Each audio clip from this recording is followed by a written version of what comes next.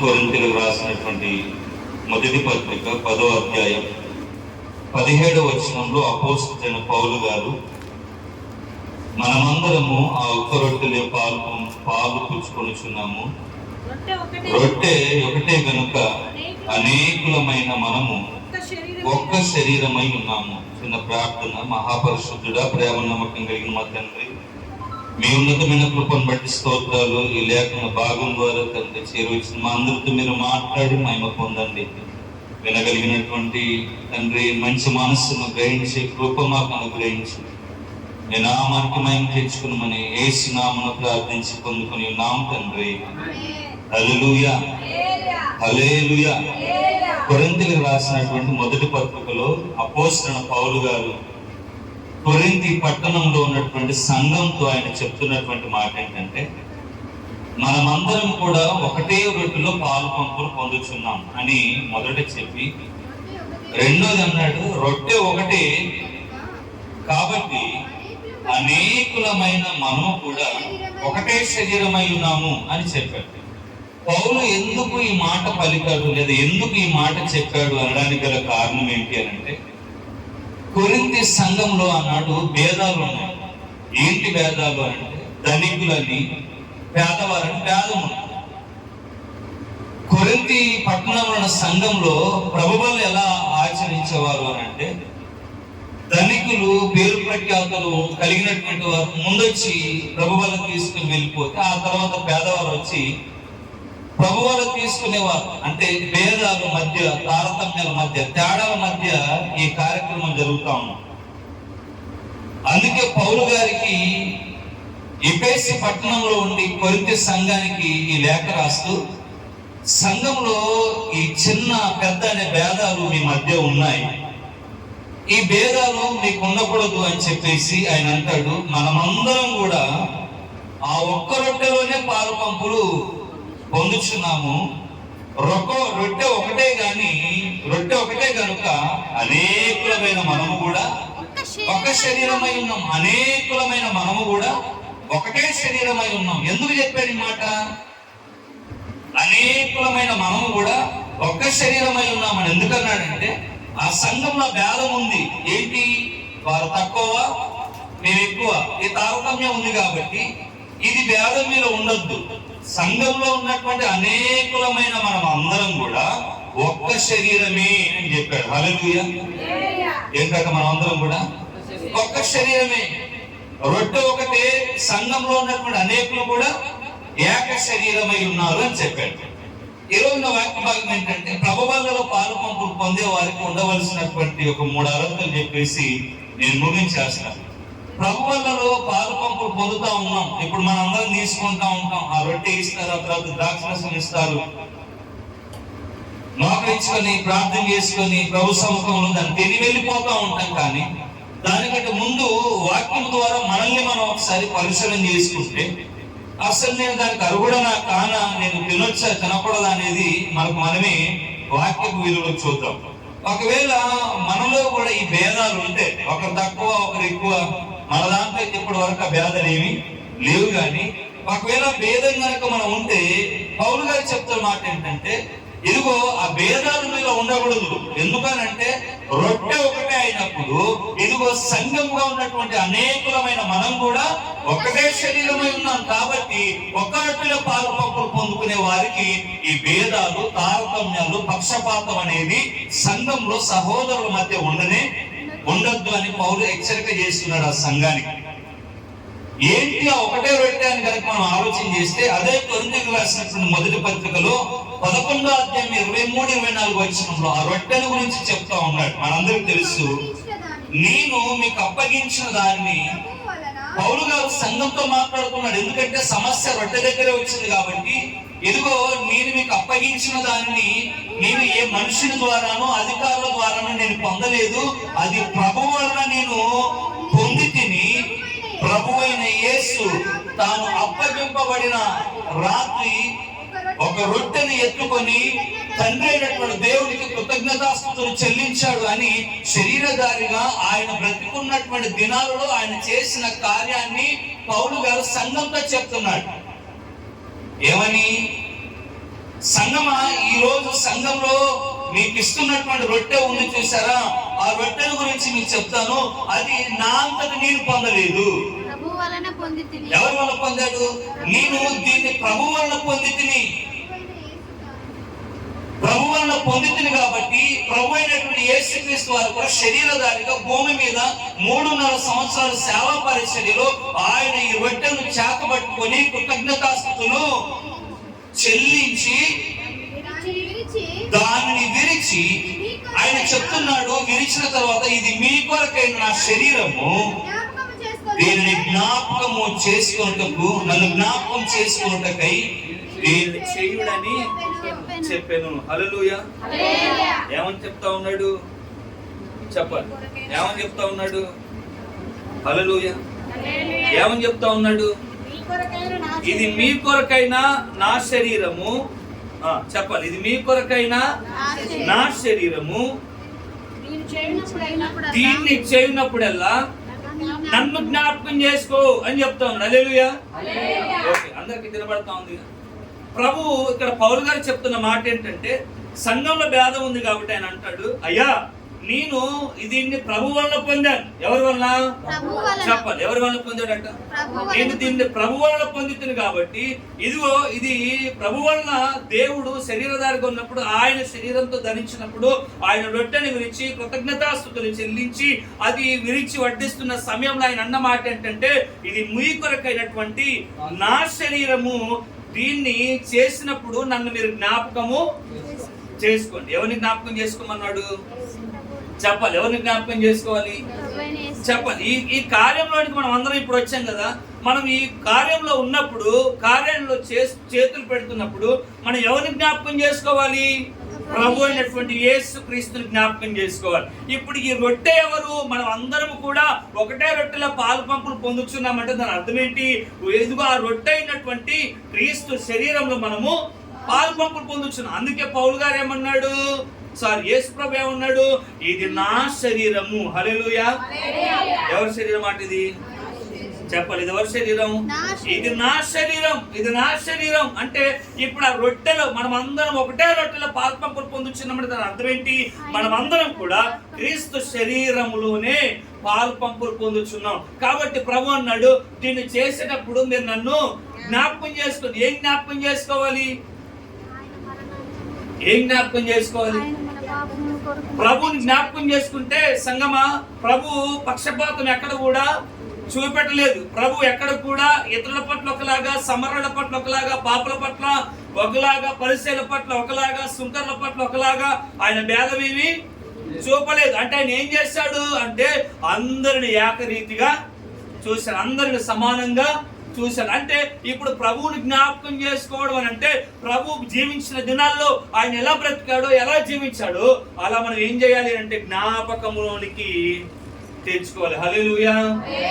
ఇప్పుడు సంఘం ఒకటి జ్ఞాపకం చేసుకోవాలి ఏంటంటే, ఇదిగో నేను వేరు కాదు, నేను సంఘం అనగా మేమందరం కూడా ఏక శరీరము. ఎవరంటే మనం అంతా కూడా చెప్పాలి దగ్గరగా, మనమంతా ఎవరు మాట? ఏక శరీరం.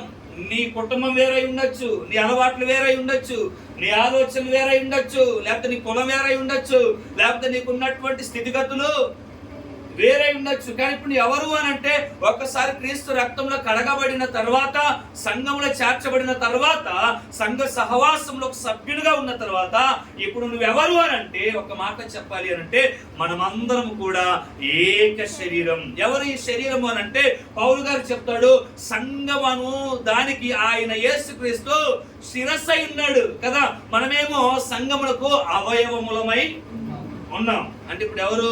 మనమంతా ఇప్పుడు సంఘానికి. కానీ భేదాలు, పక్షపాతం అనేది మనము ఉండొద్దు. మనం ఇప్పుడు ఎలా ఉండాలి అంటే ఏకమైపోయి ఉన్నాం. హల్లెలూయా. ఎవరితో ఏకమై ఉన్నాం అది ముందు మనం తెలుసుకోవాలి. యేసు ప్రభు వారి గురించి మాట్లాడాలనుకుంటే భక్తుడైనటువంటి యోహాను గారు మొదటి పత్రికలు రాస్తా ఉన్నాడు. 1వ అధ్యాయం 3వ వచనంలో, మొదటి యోహాను పత్రిక 1వ అధ్యాయం 3వ వచనాన్ని కనుక మనం చదవగలిగినట్లయితే, మొదటి యోహాను పత్రిక 1వ అధ్యాయం 3వ వచనం, మాతో కూడా మీకును సహవాసము కలుగునట్లు మేము చూచిన దానిని, వినిన దానిని మీకును తెలియజేయుచున్నాము. మన సహవాసం అయితే తండ్రితో కూడా ఆయన కుమారుడైన యేసు క్రీస్తుతో కూడా ఉన్నది. ఎవరితో ఉందట సహవాసం? చెప్పండి అమ్మా. చెవులు ఉన్నాయా? చెవులు ఉన్నాయా? నయ్యా? ఉన్నాయిగా. వినబడిందా?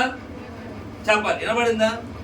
ఇక్కడ ఏమంటా ఉన్నాడు భక్తుడు అన్నటువంటి యోహాను గారు అని అంటే, ఇదిగో మాతో కూడా మీకు సహవాసము కలుగునట్లు. ఎవరితో సహవాసం కలుగునట్లు? అపోస్తలుడైన పౌలు చెప్తున్నాడు, ఇదిగో మాతో కూడా మీకు సహవాసం కలుగునట్లు. అయ్యా, మేము చూసిన దానిని, మేము వినిన దానిని మీకు తెలియజేయుచున్నాం. ఏం చూశారు, ఏం విన్నారు?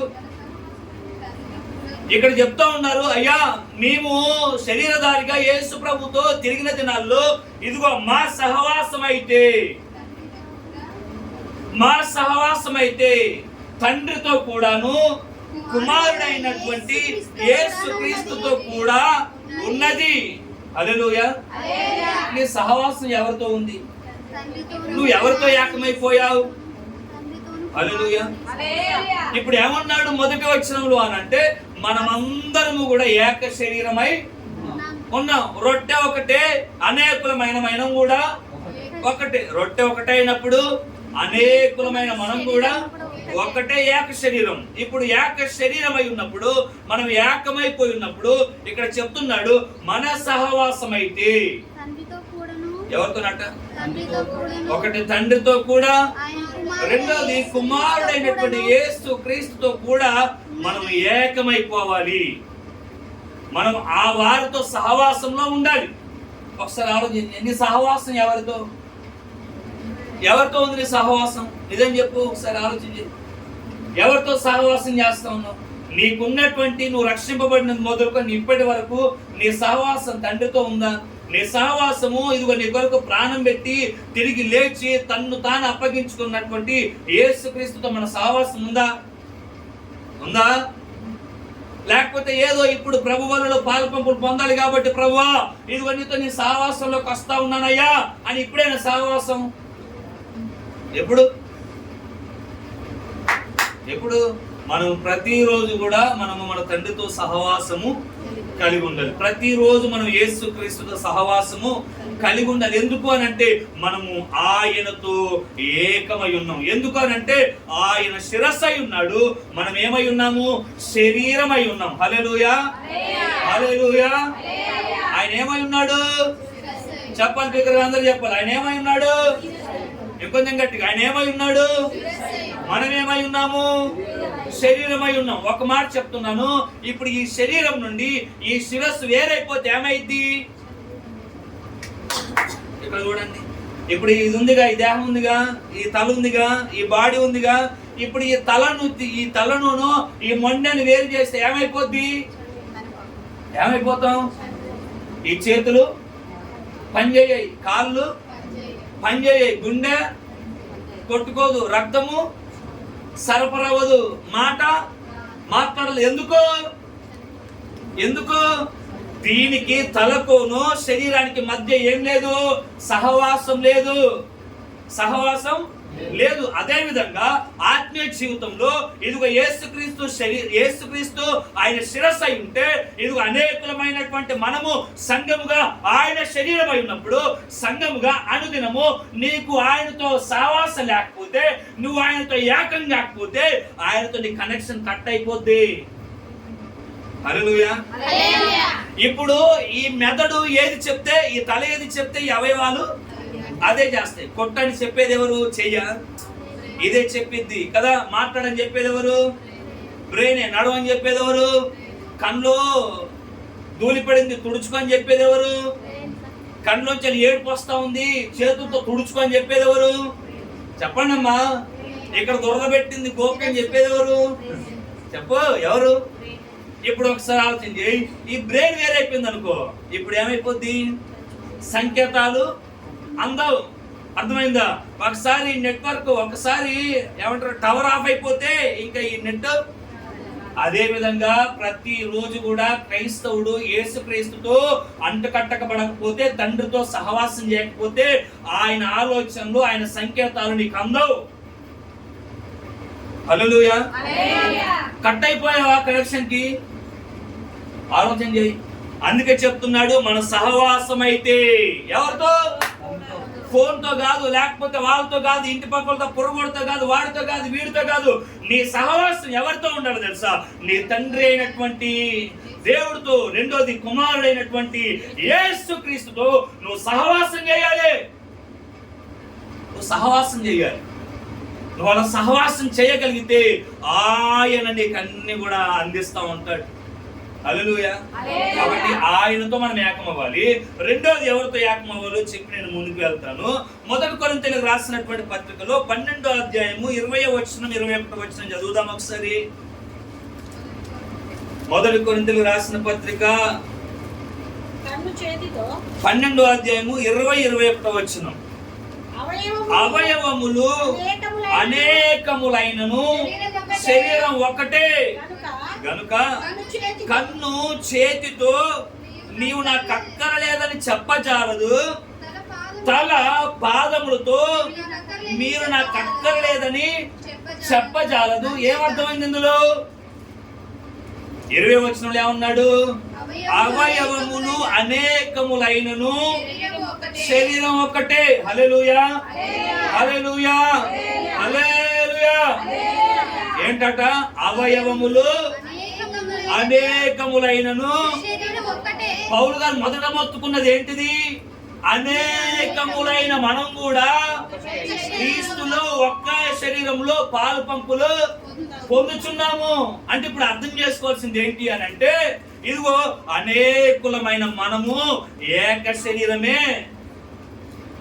అర్థమైందా? అవయవములు అనేకములు గాని శరీరము.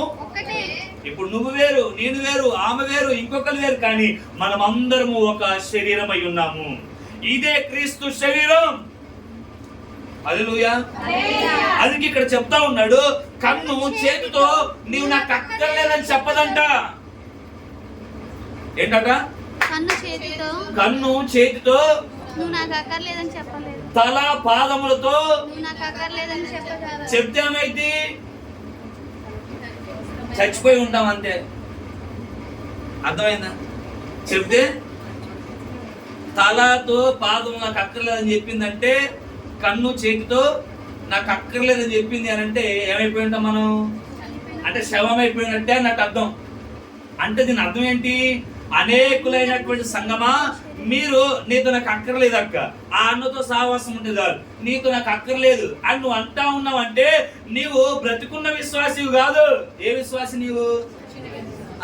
పైకేమో బ్రతికినట్టు కనబడతా ఉన్నావు, కానీ మాకు అక్కర్లేదండి, ఆ బ్రదర్తో మేము మాట్లాడమండి, ఆ సిస్టర్తో మేము మాట్లాడమండి, ఇదిగో మాకు కొంచెం బేలం వచ్చిందండి, మేము రాలేమండి అంటే, ఇలా మాట్లాడేవాడు చెప్తున్న మాట ఏంటంటే, ఆ కన్నుతో, ఆ లేకపోతే ఆ చేతితో, లేకపోతే ఆ తలతో, ఆ పాదములతో మాకు అక్కర్లేదు, సంఘంతో మాకు అక్కర్లేదు అంటే అర్థం ఏంటి? శరీరంతో నాకు అక్కర్లేదు. ఇప్పుడు ఈ చెయ్యి శరీరంతో నాకు అక్కర్లేదు అని అంటే, ఇప్పుడు చెయ్యిని ఏం చేయాలి మనం? ఏం చేయాలి? ఒకటి దీనికి పక్షవాతమన రావాలి, లేకపోతే ఇదిగన్నా పోవాలి. అంతేనా? ఈ చెయ్యి ఒకటి ఈ శరీరంతో నాకు అక్కర్లేదంటే దాని అర్థం ఏంటి? ఒకటి దీనికి పక్షపాతం రావాలి అంటే బ్లడ్ సర్క్యులేషన్ కానప్పుడు ఇంకా దీంతో దీనికి పని లేదు. రెండోది ఇది ఇరిగన్నా అంటే రెండే, ఒకటి నువ్వు చచ్చన్న పోవాలి, లేకపోతే నీకు చెడు బుద్ధి పుట్టి ఇంకేమన్నా కావాలి. నువ్వు ఒకటి గుర్తు పెట్టుకోవాలి, ఏంటి?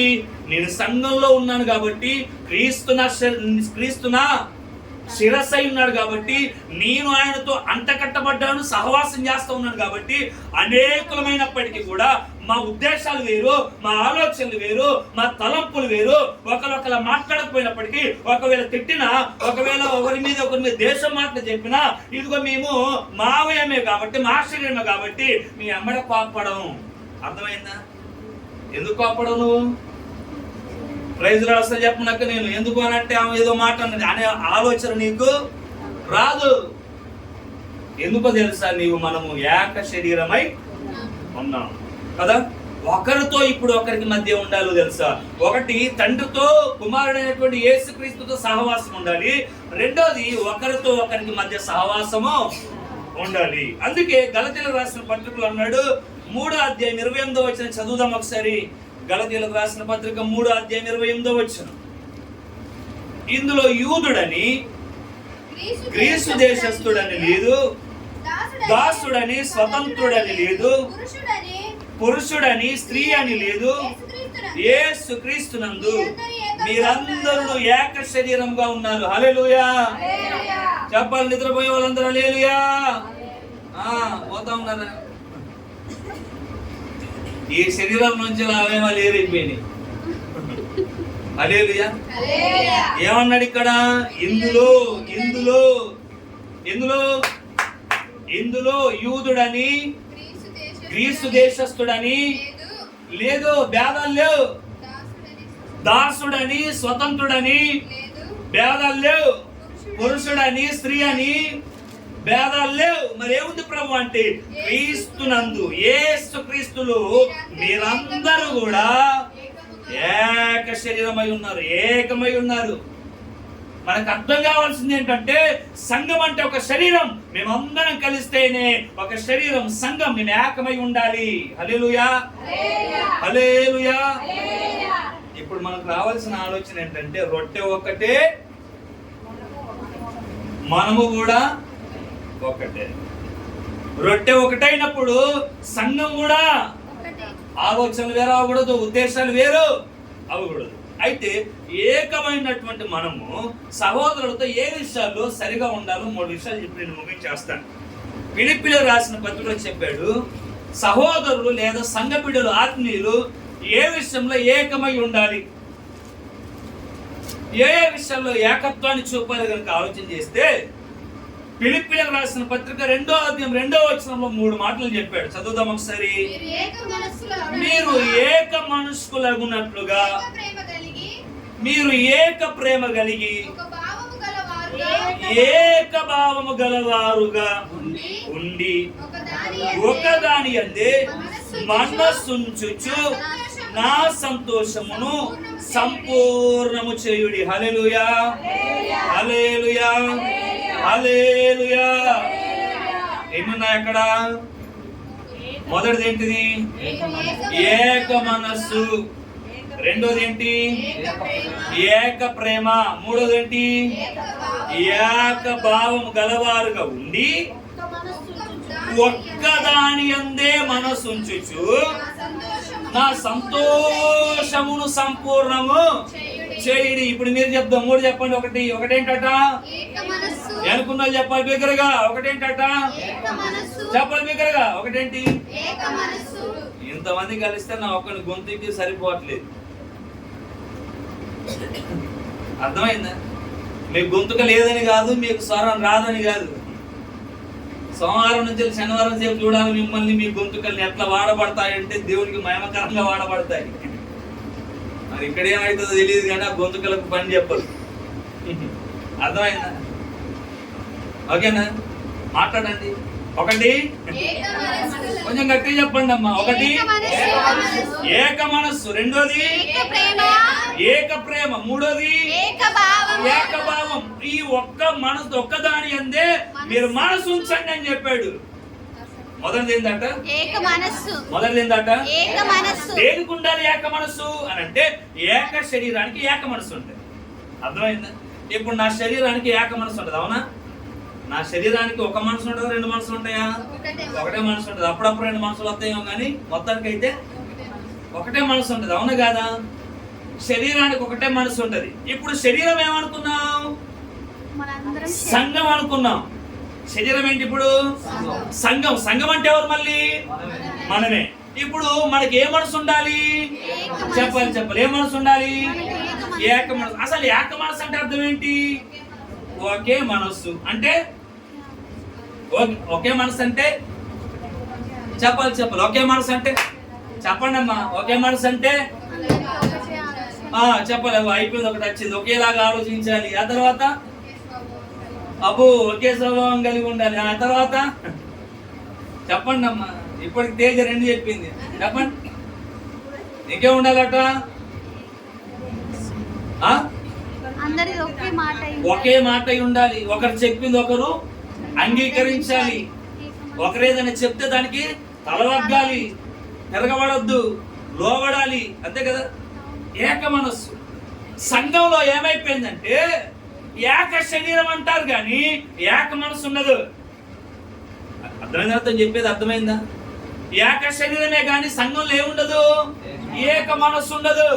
ఎవరి మనసు ఆడిదే. ఇద్దరిది ఒక మనసు, ఇంకో ఇద్దరిది ఒక మనసు, ఇంకొక ఇద్దరిది ఒక మనసు. ఇప్పుడు ఈ మనసుకు, ఈ శరీరానికి ఆ శరీరానికి పడదు. వీళ్ళ కూడా పుట్టాని వేరు, వాళ్ళ కూడా పుట్టాని వేరు, వీళ్ళ కూడా పుట్టాని చెప్పు వేరు. మళ్ళీ కూకుంటే ప్రభు వల్ల కాబట్టి రొట్టె ఒకటే, శరీరం అంతా రొట్టె ఒకటే, శరీరం ఒకటే. నీది శరీరం ఒకటైనప్పుడు మనసు ఏమైపోవాలి? ఒకటిగానే ఉండాలి. అవ్వాలిగా. మరి ఎందుకు వేరైపోయింది?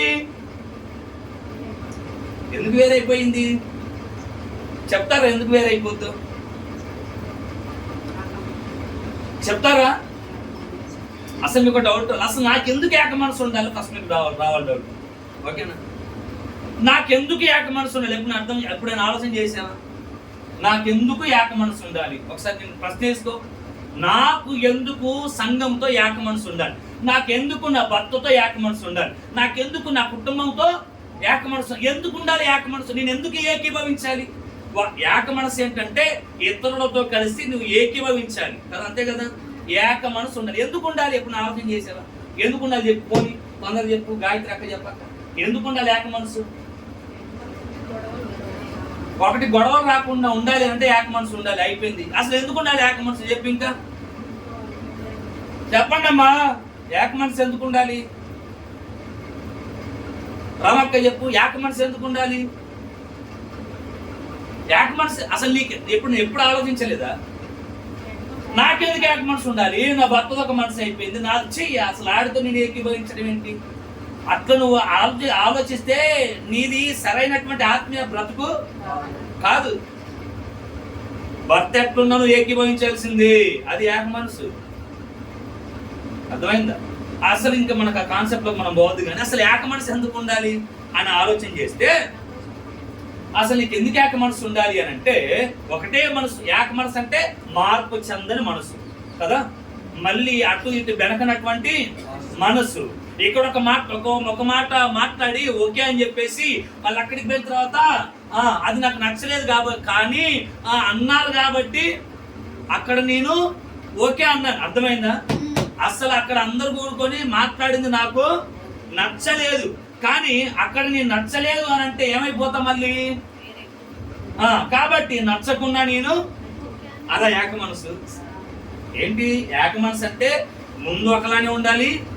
అసలు నీవు ఏక మనసు లేకపోతే అసలు నువ్వు ఎట్లాంటి అంటే ఏకాకి అయిపోతావు. అసలు నీకు ఎందుకు ఏక మనసు ఉండాలి కనుక ఆలోచన చేస్తే చదువుదాం ఒకసారి.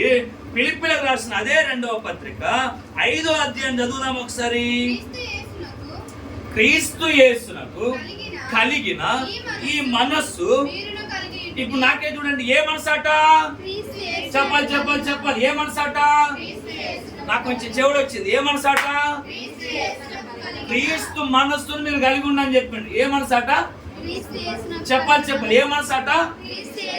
ఇప్పుడు ఏమన్నాడు? మీరందరూ ఒక్క రొట్టెలోనే చెప్పండి అమ్మా. మీరందరూ ఒక రొట్టెలోనే పాలు పంపు పొందుచున్నారు. యేసు ప్రభు ఏమన్నాడు? ఆ రొట్టె ఎవరో కాదురా, ఆ శరీరము నేనే. ఆ శరీరము నేనే. ఇప్పుడు శరీరానికి ఏ మనసు ఉందటంటే అది చెప్తున్నాడు. క్రీస్తు యేసునకు కలిగిన మనస్సు. ఏ మనసు? క్రీస్తుకు ఒక మనసు ఉంది. సంఘానికి ఆ మనసు రావాలి. హల్లెలూయా. క్రీస్తుకి ఏ మనసు ఉందో ఇప్పుడు యోబు చెప్తా ఉన్నాడు. చదువుదాం. 23వ అధ్యాయం 13వ వచనం. క్రీస్తు మనసు ఎలాంటిదో చెప్తా ఉన్నాడు. అక్కడ కింద చాలా ఉన్నాయి కానీ ఇప్పుడు యోబు గ్రంథం 23వ అధ్యాయం 13వ వచనం పోదామా? యోబు 23:13 వచనం దొరకలేదా అక్క?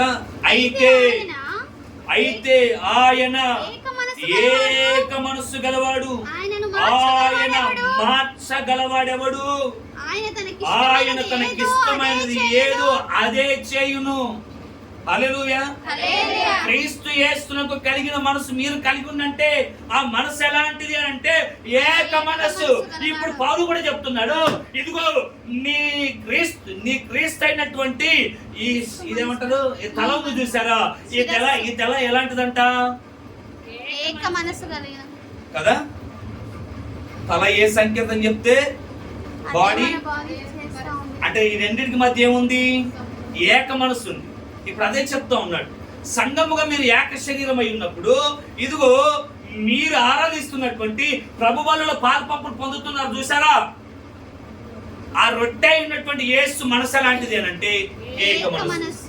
చెప్పండి ఏ మనసు అంటే అయింది. ఇప్పుడు నువ్వు ఏక మనసుతోనే ముడుతున్నావా, ఏక మనసుతోనే బల్లలో పాల్పంపులు పొందుతా ఉన్నావా, ఒకే మనసా?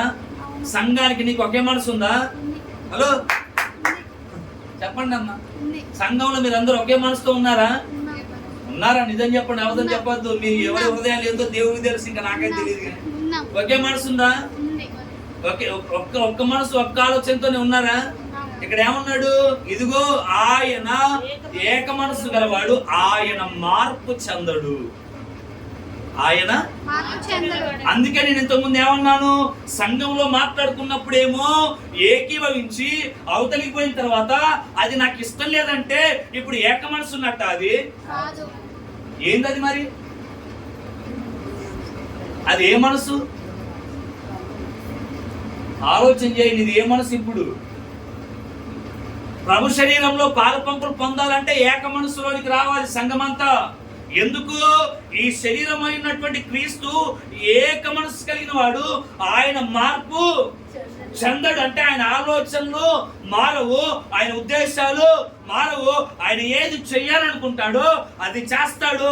మార్చగలిగిన వాడు ఎవడు కూడా లేడు. మనం ఎలా ఉంటాం తెలుసా, మన ఆలోచనలు మార్చేవాడు ఎవడం దొరికితే ఈజీగా మన ఆలోచనలు మారిపోతా ఉంటాయి. ఇంకా నీకెట్లా ఏక మనసు ఉందని చెప్తావు నువ్వు? ఎవడో నచ్చి కనుక ఏదని చెప్తే అసలు అన్న అంటుతో అసలు నువ్వు మాట్లాడద్దు, మామూలు కాదు అసలు. కనీసం ప్రైజ్ లాంటి చెప్పదు, కనీసం మందలించదు. అసలు వాళ్ళ ఇంటికి ప్రార్థనకు పోతా వచ్చి అసలు నేనైతే పోనే అంతే.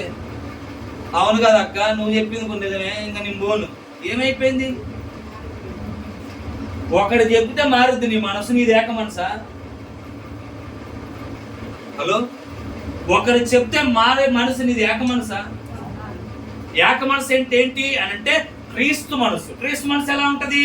మార్పు చెందదు. ఆయన ఏది చేయాలనుకుంటాడో అది చేస్తాడు. ఆయన ఉద్దేశాలు కానీ, ఆయన తలంపులు కానీ, ఆయన ఆలోచనలు కానీ ఎన్నటన్నటికీ కూడా మారవు. ఒకటి చెప్తే ఆయన మార్చుకునే దేవుడు కాదు ఆయన. నువ్వు ఎవడు చెప్పినా మారిపోతున్నావు, ఏదొచ్చినా మారిపోతున్నావు. చిన్న సమస్య వస్తే మారిపోతున్నావు, చిన్న ఇబ్బంది వస్తే మారిపోతున్నావు, చిన్న రోగం వస్తే మారిపోతున్నావు, చిన్న బలహీనత వస్తే మారిపోతున్నావు. నీది ఎట్లా ఏక మనసు అవుద్ది? హల్లెలూయా. ఎలా అయింది నీది ఏక మనసు? ఎట్లయిద్దాం మనది ఏక మనసు? ఆయన ఏక మనసు కలిగిన వాడు. నీకు ఏక మనసు ఉంటేనే ప్రభు వల్లలో పాలు పంపులు పొందు.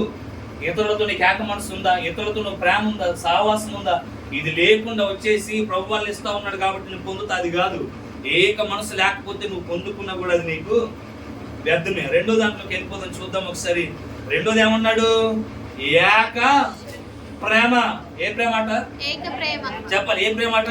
ఏక ప్రేమ. ఏక ప్రేమ అంటే ఏంటి? నిజం చెప్పు, ఉంటుందా సంఘంలో? కడుపున పుట్టిన బిడ్డల మీదనే ఏక ప్రేమ చూపించాం కదా. కడుపులో పుట్టిన బిడ్డల్ని ఒకరిని హాస్పిటల్లో నుంచి తెచ్చుకోలేదు, ఒకరిని కనలేదు. ఇద్దరిని కూడా కడుపులోనే కన్నాం. కానీ ఒకరిని హాస్పిటల్లోంచి తెచ్చుకున్నట్టు చూస్తాం, ఒకరిని బాగా ప్రేమగా. నీ ప్రేమలో కూడా కల్మషం ఉంది, కలుషితం అయిపోయింది, పొల్యూట్ అయిపోయింది నీ ప్రేమ. పొల్యూట్ అయిన ప్రేమతో వచ్చేసి నాది కూడా ఏక ప్రేమ అంటే ఎవడు ఒప్పుకోడు ఇక్కడ. ఏ ప్రేమ ఉండాలి? సంఘంలో కూడా ఏ ప్రేమ ఉండాలి? ఏక ప్రేమ ఉండాలి. ఏక ప్రేమ అంటే ఒకే రకంగా ప్రేమించాలి, ఒకే రకంగా ప్రేమించాలి. పాపి అయినా ఒకే రకంగా ప్రేమించాలి. ఒకవేళ వాడు మాట వినడోడైనా ఒకే రకంగా ప్రేమించాలి. ఒకవేళ వాడి స్వభావం వేరున్నా ఒకే రకంగా ప్రేమించాలి. అవును కదా? యేసు ప్రభు వారు చదవద్దు కానీ ఇర్మియా రాసిన గ్రంథంలో 33వ అధ్యాయం 3వ వచనంలో అంటాడు, ఎవరు చదవద్దు, ఈజీగా చెప్పొచ్చు. యేసు ప్రభు ఒక మాట అంటాడు, తండ్రి దేవుడు ఒక మాట అంటాడు, శాశ్వతమైన ప్రేమతో నేను మిమ్మును ప్రేమించుచున్నాను. ఎలాంటి ప్రేమ అట ఆయనది? చెప్పాలి. ఎలాంటి ప్రేమ అట ఆయనది? శాశ్వతమైన ప్రేమ. ఎలాంటి ప్రేమ? చెప్పమ్మా, ఎలాంటి ప్రేమ? పరిస్థితులు మారితే మారే ప్రేమ ఆయనది, బిహేవియర్ మారితే మారే ప్రేమ ఆయనది, లేకపోతే నువ్వు ఏదో తప్పు చేస్తావంటే మారే ప్రేమ ఆయనది, లేకపోతే నువ్వు ఏదో పడిపోయావంటే వదిలిపెట్టే ప్రేమ ఆయనది, లేకపోతే నువ్వు ఏదో కోపం తెప్పించే పని చేసావంటే వదిలిపెట్టే ప్రేమ ఆయనది. చెప్పు హల్లెలూయా, బిగ్గరగా హల్లెలూయా. ఏ ప్రేమ అట ఆయనది? శాశ్వతమైన ప్రేమ. ఈ రోజు ఎలా ప్రేమిస్తాడు, రేపు చచ్చిపోయే రోజు కూడా ఆయన అలానే ప్రేమిస్తాడు. ఆయన ప్రేమలో మార్పు లేదు, మార్పు లేని ప్రేమ. ఇప్పుడు ఏక ప్రేమ అంటే ఎవరిది చెప్పు? యేసుక్రీస్తుది ప్రేమ. కొంతమంది అంటారు జక్కయ్యను చూచి పాపి అయిన మనిషిని ఇంటికి అతడు ఎలా పోవచ్చున్నాడు పాపి అని తెలియదా అని అంటే, యేసు జక్కయ్యను ఒకలానే ప్రేమించాడు, ఆ ఇతరులను కూడా ఒకేలాగా వ్యభిచారం చేత పట్టబడిన స్త్రీ ఆయన దగ్గరికి వస్తే ఆమెను ఒకలానే ప్రేమించాడు, పరిశుద్ధులను కూడా ఒకలానే. ఏ ప్రేమ ఇది? ఇది ఏక ప్రేమ. అర్థమైందా? మారే ప్రేమ కాదు ఇది.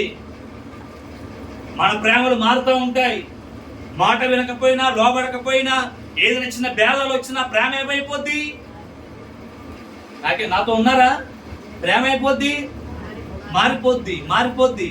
ఇంతెందుకండి, భర్త చెప్పిన పని ఒకవేళ ఏదో పనిలో పడిపోయి నువ్వు చేయడం మానే, ఆరో చుక్కలు చెప్పేస్తాడు. ఏమైంది ప్రేమ? అర్థమైందా? ప్రేమ అంటే ఎన్నటికి కూడా చెప్పాలి, ఎన్నటికి కూడా మారదు. అది మారదు, మార్పు లేని ప్రేమ. మన ప్రేమ ఎలా ఉంటుంది తెలుసా? బాగా సంతోషం వస్తే ఒక ప్రేమ ఉంటుంది, బాగా దుఃఖం వస్తే ఏంది ప్రేమ? సంఘము ఏక శరీరం అంటే ఏక ప్రేమ చూపాలి, ఏక మనసు ఉండాలి, ఏక ప్రేమ ఉండాలి. మూడోది ఏక భావం ఉండాలి. మూడోది ఏంటట? చెప్పాలి. మూడోది ఏంటట? ఇది మీరు చెప్పండి. ఏకభావం అంటే ఏంటి? ఏక మనసు అయిపోయింది. రెండోది ఏక ప్రేమ అయిపోయింది. మూడోది ఏంటిది అన్నాడు? ఏకభావము గలవారై ఉండండి అన్నాడు. ఏకభావం అంటే ఏంటి చెప్పండి అమ్మా? ఏకభావం అంటే ఏంటి? ఏమండి, అమ్మాయికి మంచి సంబంధం చూశాను అని అన్నది అనుకో, అంతేనా? ఇప్పుడు ఆయన కూర్చొని అడగాలి, అవునా ఎక్కడ సంబంధం, ఏ ఊరు, మంచోళ్ళ కాదా అడగాలి. ఏం చేయలేకుండా పిచ్చోళ్ళు లెక్క అవసరం లేదు వదిలేయి అని అంటే ఏకీభవించినట్ట. పర్సన్స్ వేరే, భావాలు వేరే, ఉద్దేశాలు వేరే. ఏకభావం అంటే అర్థం ఏంటంటే, నా ఒపీనియన్ నీతో చెప్పినప్పుడు ఆలోచించి దానికి రెస్పాండ్ అవ్వాలి. ఈరోజు అది లేదు సంఘంలో.